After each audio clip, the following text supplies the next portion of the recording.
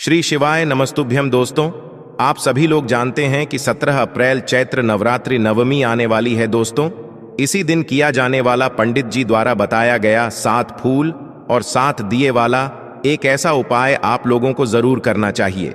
यह उपाय पंडित जी ने अपनी अभी की सीहोर की कथा में ही बताया है। यह उपाय बहुत सारे लोग करने वाले हैं और उपाय को समझना ज्यादा जरूरी है, क्योंकि जब आप उपाय को सही तरीके से करोगे वह उपाय काम करेगा, अन्यथा वह उपाय काम ही नहीं करेगा। देखिए, यह दिन इतना खास होता है, इतना महत्वपूर्ण होता है। देखा गया है कभी कभी बड़े बड़े पूजा पाठ अनुष्ठान से जो मनोकामना पूर्ण नहीं होती है, वह चैत्र नवरात्रि का नवमी के दिन एक छोटे से उपाय करने से ही आपकी मनोकामना पूर्ण हो जाती है और इससे आपके घर परिवार में भी खुशियां आएंगी। आपके पितृ जब आपसे प्रसन्न होंगे तो वह आपको अच्छा आशीर्वाद देंगे, जिसकी वजह से आपके घर में सभी काम सफल भी हो जाएंगे। और बहुत सारे लोगों ने इस उपाय को किया भी है और उनको इस उपाय को करने का फल भी जरूर मिला है। अगर आप लोग भी इस उपाय को चैत्र नवरात्रि नवमी के दिन करना चाहते हैं तो आप 7 फूल और 7 दिए वाला उपाय को पहले अच्छे से समझ लेना, सुन लेना, उसके बाद करना। आपको इस उपाय का फल जरूर मिलेगा और इस उपाय को करने से आपके घर में चाहे किसी भी प्रकार की दुख और समस्या क्यों ना चल रही हो, आपको उसका कारण भी नहीं पता है कि भाई ये समस्या किस कारण से चल रही है। उसका कुछ भी कारण हो सकता है, जैसे पितृदोष हो सकता है या किसी भी तरह का मंगल दोष भी हो सकता है। पर आपको इस उपाय को करने के लिए अपने दोष को पता लगाने की भी जरूरत नहीं है। चैत्र नवरात्रि नवमी के दिन इस 7 फूल और 7 दिए वाला उपाय को आप लोगों को कर लेना है। दोस्तों, अब हम समझते हैं इस वाले उपाय को हमें करना किस समय है। तो सबसे पहली बात दोस्तों, हम समझते हैं कि ये 7 फूल और 7 दिए वाला उपाय करना किसको है। तो देखिए, यहाँ पर सीधी सी बात है कि ये 7 फूल और 7 दिए वाला उपाय है। ये किस लिए किया जा रहा है? ये मनोकामना को पूर्ण करने के लिए किया जा रहा है, या आपके जीवन में जो दुख और परेशानियां हैं उनको दूर करने के लिए किया जा रहा है, या आपका कोई बड़ा काम है जो कि नहीं हो पा रहा है, आप उसके लिए इस उपाय को कर सकते हो। तो सीधी सी बात यह है कि आप अपनी किसी भी प्रकार की मनोकामना के लिए इस वाले उपाय को कर सकते हो। तो यह उपाय वह व्यक्ति कर सकता है जिस व्यक्ति को अपनी किसी भी प्रकार की मनोकामना भगवान शिव जी से पूर्ण करवानी हो। और अगर कोई भी माताएं बहनें जो है अपने घर की सुख और शांति के लिए, घर में धन समृद्धि को बढ़ाने के लिए वाला उपाय करना चाहती हैं, तो घर की जो बड़ी माताएं बहनें होंगी वह इस 7 फूल और 7 दिए वाला उपाय को विशेष रूप से करें। अन्यथा इस उपाय को कोई भी व्यक्ति कर सकता है, चाहे वह बड़ा हो, चाहे वो छोटा हो, चाहे वह बच्चा हो। जिस व्यक्ति को ये 7 फूल और 7 दिए वाला उपाय समझ आ गया, वह व्यक्ति इस 7 फूल और 7 दिए वाला उपाय को चैत्र नवरात्रि नवमी के दिन जरूर करें, क्योंकि उसको इस उपाय को फल बहुत ही जल्दी मिल जाएगा। क्योंकि चैत्र नवरात्रि नवमी के दिन भगवान शिव जी बहुत आसानी से प्रसन्न हो जाते हैं। तो आइए अब हम समझते हैं कि इस 7 फूल और 7 दिए वाला उपाय को आपको करना कैसे है और इस उपाय को करने का जो समय है वो क्या है। तो देखिए, इस चैत्र नवरात्रि नवमी के दिन किए जाने वाले ये 7 फूल और 7 दिए वाला उपाय है। यह मुख्य रूप से सुबह के समय होगा। किस समय होगा? सुबह के समय होगा। आपको कोशिश यही करनी है कि सुबह के समय हम इस 7 फूल और 7 दिए वाला उपाय को कर लें। पर किसी कारणवश अगर आप सुबह इस उपाय को ना कर पाओ, आपको कहीं काम से जाना हो या किसी और काम की वजह से आप उपाय को ना कर पाओ, तो आपके पास फिर दूसरा मौका रहेगा जो कि शाम के समय का रहेगा, प्रदोष काल का रहेगा। तो भैया, बहुत सारे लोग यहाँ पर ये प्रश्न भी जरूर करेंगे कि भाई, हम तो नौकरी पे जाते हैं, हम अपनी ड्यूटी पे जाते हैं और आने में हमें देर हो जाती है, तो उस जगह पर हमें क्या करना चाहिए? तो देखिए, उन लोगों को भी टेंशन लेने की जरूरत नहीं है। अगर आप लोग इस उपाय को शाम के समय प्रदोष काल में कर रहे हैं और अगर आप आने में देरी भी हो जाती है, आपको आने में रात 8 बजे तक भी अगर उपाय को करोगे तो भी चल जाएगा, और अगर इससे भी थोड़ा देर हो जाती तो भी आप उपाय को कर सकते हो। चैत्र नवरात्रि नवमी के दिन बस कोशिश करना कि समय के थोड़ा अंतर्गत ही कर लो। पर किसी कारणवश अगर ना कर पाओ तो फिर आप थोड़ा देरी से भी कर सकते हो, आपको उपाय का फल जरूर मिलेगा। क्योंकि भगवान शिव विजन बहुत ज्यादा प्रसन्न होते हैं सभी भक्तगणों से जो उनको प्रसन्न करते हैं। तो अब हम यहाँ पर समझते हैं कि आपको उपाय कैसे करना है। पहले तो स्नान करना है, शुद्ध होना है, शुद्ध वस्त्र पहनना है, और आप लोग नाम से ही समझते हैं चैत्र नवरात्रि नवमी के दिन आप लोग शुद्धता का विशेष रूप से ध्यान रखिएगा। तो करना क्या है, देखो इस उपाय में आपको क्या क्या चीजों की आवश्यकता पड़ेगी आपको साफ साफ पहले ही पता चल गया होगा। उपाय में 7 फूल और 7 दिए का यहाँ पर वर्णन किया गया है, पर इसमें भी जो है आप लोगों के मन में बहुत ज्यादा कंफ्यूजन आएंगी कि 7 फूल जो हम ले रहे हैं क्या वो 7 फूल अलग अलग लेने हैं, और जो हम 7 दिए ले रहे हैं क्या वो मिट्टी के लेने हैं या आटे के लेने हैं, और उसके अंदर बात कौन सी रखनी है। देखो कितने सारे सवाल आप लोगों के निकल कर आ गए जिसके जवाब हम आपको देते हैं। सबसे पहली चीज, आप अगर फूल ले रहे हैं 7 फूल आपको लेने हैं, ना ज्यादा लेने हैं ना कम लेने हैं। 7 फूल आप कोई से भी ले सकते हैं जो आपको मिल जाए, 7 फूल वो आप लोग ले सकते हैं ऐसे फूल जो भगवान शिव जी को समर्पित होते हो। पर उदाहरण के लिए आप लोग अगर सफेद फूल ले रहे हो शिव जी पर चढ़ने वाले, तो 7 फूल सफेद ही लेना। ऐसा ना हो एक सफेद ले लिया, एक गुलाब का ले लिया, एक गेंदा का ले लिया। 7 मतलब एक गुलाब का फूल ले रहे हो तो 7 गुलाब के फूल लेना, गेंदा का ले रहे हो तो 7 गेंदा के ही फूल लेना है। तो यहाँ पर बदल बदल के फूल नहीं लेना है। 7 जो फूल आप लोग ले रहे हो वो एक ही फूल होंगे, मतलब गेंदा का फूल ले रहे हो तो 7 गेंदा के ही फूल होंगे। तो 7 फूल आप लोगों को यहाँ पर ले लेने हैं। उसके बाद में अब हम लोग बात करते हैं दीपक की। तो देखो यहाँ पर दिए जो यहाँ पर इस्तेमाल होंगे वो होंगे दोस्तों मिट्टी के दीपक। चैत्र नवरात्रि नवमी है तो यहाँ पर मिट्टी के दीपक ज्यादा यहाँ पर मायने रखेंगे। तो करना क्या है आप लोगों को जो है, मतलब ये दीपक जो है तैयार कर लेने हैं। कैसे करोगे मिट्टी के साथ? दीपक आपको लेना है, 7 दीपकों के अंदर बाती कौन सी रखोगे? देखो यहाँ पर बाती की अगर बात की जाए तो यहाँ पर आप लोगों को लंबी बाती रखनी है। चैत्र नवरात्रि नवमी का दिन है तो इस दिन सभी लंबी बाती के दीप लगाए जाते हैं, और इस दीपक को लगाने वाले स्थान पर भी जो है लंबी बाती का ही दीप लगाया जाता है। तो 7 लंबी बाती तैयार करके 7 दीपकों के अंदर एक एक रख देना मिट्टी के दीपकों के अंदर। और उसके बाद में फिर आप लोगों को जो है एक घी का दीपक तैयार करना है, मतलब एक नहीं जो 7 दीपक हैं उन सभी के अंदर आपको शुद्ध देसी गाय का घी डालना है। यहीं पर बहुत सारे लोग गलती कर देते हैं, वो लोग मिलावटी घी डाल देते हैं या अच्छा घी नहीं डालते। इसकी वजह से उन्हें उपाय का फल ही नहीं मिलता है। तो घी थोड़ा ढूंढकर अच्छा वाला डाल देना 7 दीपक के अंदर और फुल भर देना। कमी बिल्कुल मत करना, इस उपाय में फुल भर देना। उसके बाद में अब आप लोगों को करना क्या है, 7 फूल आपके तैयार हैं, 7 दीपक आपके तैयार है। अब ध्यान से सुनो क्या करना है। आपको यह उपाय सुबह सुबह ही करना है, सुबह से यह उपाय शुरू होगा। बाकी जब तक आपकी मर्जी रहे, जब तक आप इस उपाय को कर सकते हो तो करना क्या है, सुबह सुबह जितना जल्दी हो सके लगभग 11 बजे तक आप लोग इस उपाय को शुरू कर देना। करना क्या है, देखो यह उपाय आपके घर से ही शुरू होगा।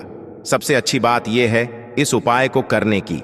तो देखो सबसे पहले आप लोग क्या करना, आपके घर में रसोई घर है, रसोई घर में आपके पीने वाला पानी वाला स्थान है, परंटा है, मटका रखा हुआ है।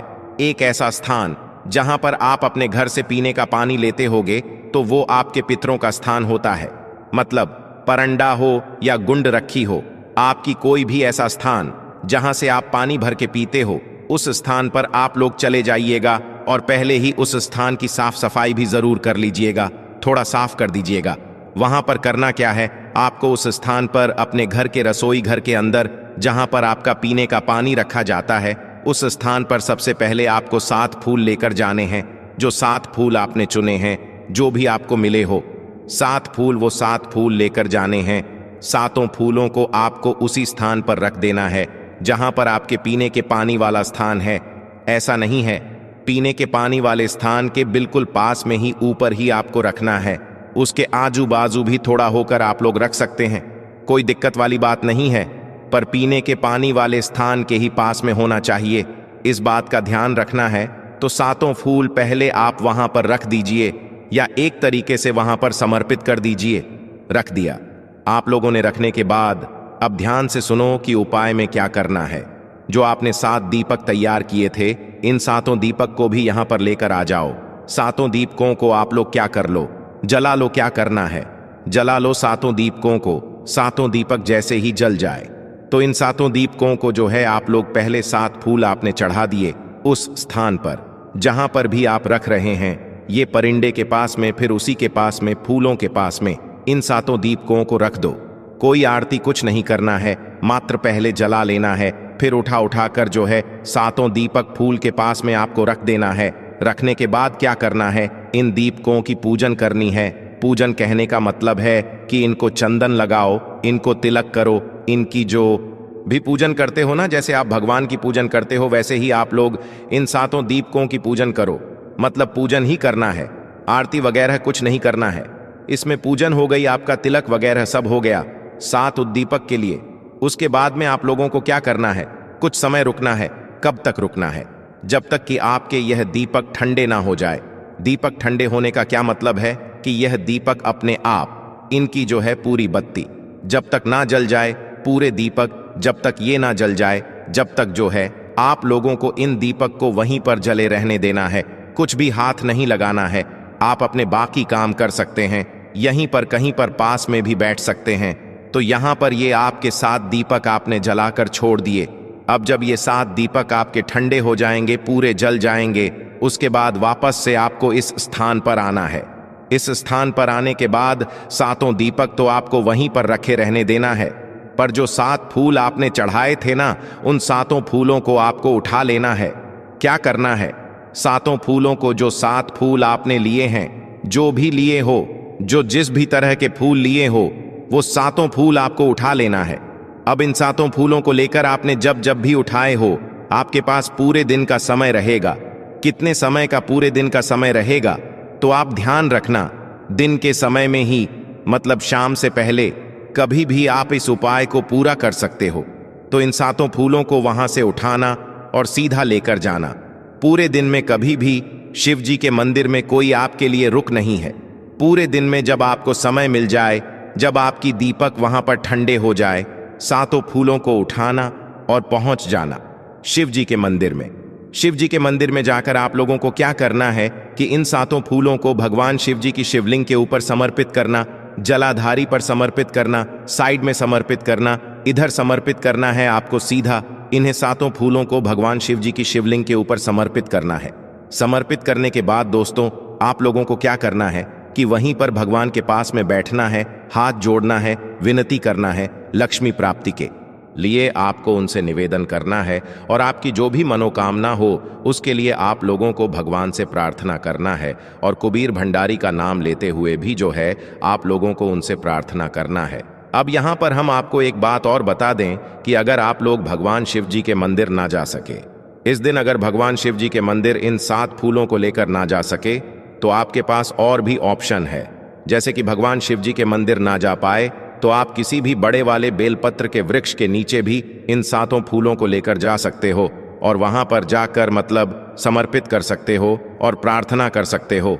लक्ष्मी प्राप्ति के लिए कुबेर भंडारी से मतलब यहां पर आप बेलपत्र के वृक्ष के नीचे भी जा सकते हो, आप पीपल के वृक्ष के नीचे भी जा सकते हो, आप आमवले के वृक्ष के नीचे भी जा सकते हो।